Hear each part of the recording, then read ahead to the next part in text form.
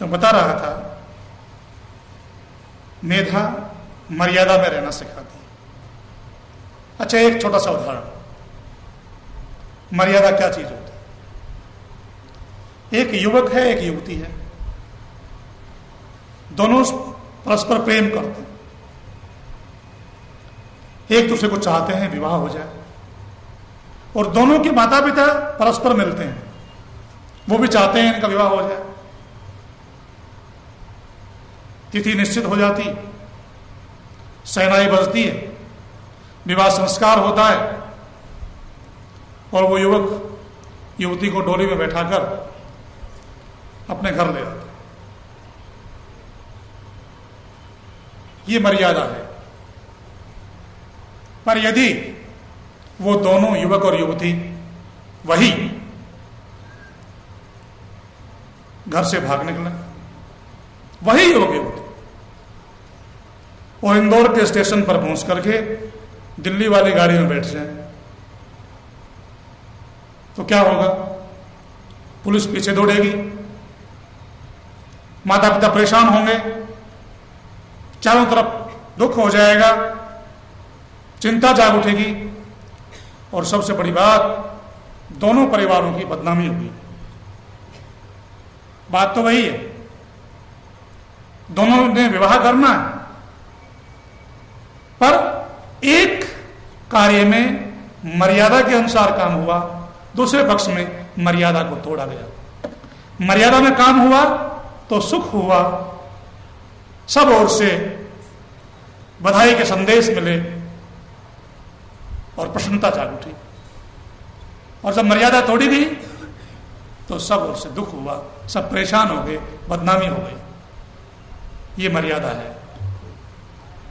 पुत्र ऐसा हो जो मेधावी हो, अनुबता पितु पुत्र, जो पिता का आज्ञाकारी हो। और उसके लिए मैंने कल कहा था, आपको संतानों के संस्कार करने होंगे, तब आपके आज्ञाकारी बनेंगे। विवाह का एक उद्देश्य है पितृऋण से पूर्ण होना। पुत्र हो या पुत्री हो, वैदिक भाषा में दोनों के लिए एक शब्द का उल्लेख है, पुत्र। दोनों के लिए एक शब्द का उल्लेख। पुत्र को इसलिए पुत्र कहते हैं, संतान को इसलिए पुत्र कहते हैं, क्योंकि वो माता पिता को नरक से बचाते हैं। नरक किसे कहते हैं बता चुका हूं। दुख की विशेष परिस्थितियों का नाम नरक है, और सुख की विशेष परिस्थितियों का नाम स्वर्ग है। जो संतानें अपने माता पिता के लिए सुख की परिस्थितियां पैदा करती हैं, वो अपने माता पिता को घर में स्वर्ग में रखती हैं और स्वयं भी स्वर्ग में रहती हैं। और जो संतानें अपने माता पिता के लिए दुख की परिस्थितियां पैदा करती हैं, वो अपने माता पिता को नरक में रखती हैं, स्वयं भी नरक में रहती हैं। स्वर्ग नरक इसी धरती पर होता है। देखो, हिंदू धर्म के किसी भी धर्माचार्य से पूछो, किसी भी संप्रदाय का हो, सभी धर्माचार्य पुनर्जन्म को मानते हैं। मरने के बाद आप कहीं ना कहीं जन्म लेंगे, कहीं ना कहीं तो आपका जन्म होगा। देखो, नरक और स्वर्ग आप स्वयं कैसे बनाते हैं? आपने अपने जीते जी,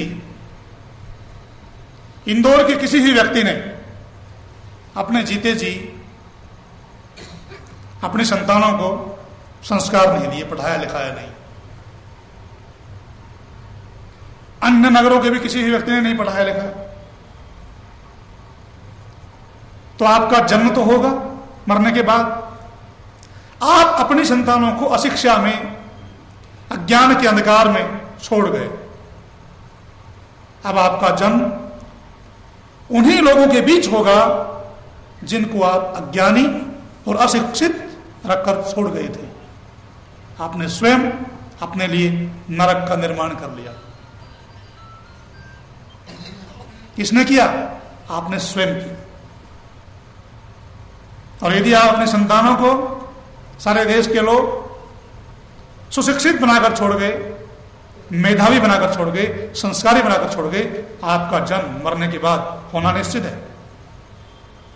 जहां के लोग मेधावी हैं, संस्कारी हैं, दिव्य हैं, उन परिस्थितियों में आपका जन्म होगा, क्योंकि आपने पिछले जन्म में जीते जी अपने लिए स्वर्ग की स्थितियों का निर्माण कर दिया था। उस स्थिति में आपका पुनर्जन्म हो रहा। स्वर्ग का निर्माण किसने किया? आपने स्वयं ने किया। पितृ ऋण से उऋण आप तब होंगे प्रजया पितृभ्य। पितरों का ऋण तब उतरता है जब आप अपनी संतान को सुसंस्कारी बनाएंगे। ये जो मंत्र जिसका हम उल्लेख कर रहे हैं, मैं चाणक्य की बात बहुत कहता हूं। उन्होंने एक श्लोक में इस मंत्र की बहुत सुंदर व्याख्या की। सानंदम सदनम सुतास सुधय कांता प्रियालापिनी सन्मित्रम सुधनम सयोसिति रति चाज्ञा परा सेवका आतिथ्यम शिव पूजनम प्रतिदिनम मिष्ठान्न पानम गृहे साधो संगम उपासते सततम धन्यो गृहस्थाश्रम।